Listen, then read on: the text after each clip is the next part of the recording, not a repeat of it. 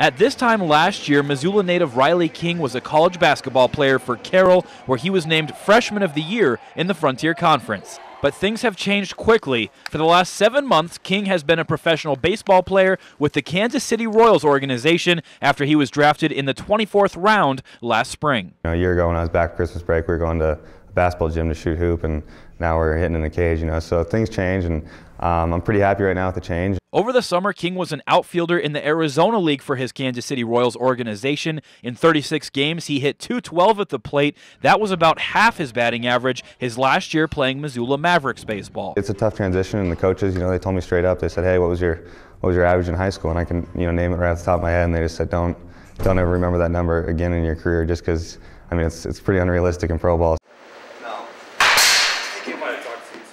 As a multi-sport athlete his entire life, this is the first time King has ever been able to solely focus on baseball. It's also the first time he's been able to concentrate on lifting and improving his strength. That's why when King returned home to Missoula this offseason for 2.5 months, he trained daily with former All-American javelin thrower Doug Leffler at Access Fitness. I just said with my javelin background, which is throwing and rotational, it's a lot of the same concepts, and I played a lot of baseball growing up. So I just felt like I had a lot to offer him. Doug's been around this for long enough, and he's been doing this for long enough that you can trust him. And I feel like I've gotten a lot stronger, and I'm excited to see how that transitions on the field. He's already achieved a lot with very little, which is a good thing, because before this, Riley had never really lifted before, so his whole foundation and strength level was really low. King has been determined his whole life to take athletics as far as he possibly can. Now that he's a professional athlete, he says representing hometown Missoula and the entire state of Montana is a huge motivator.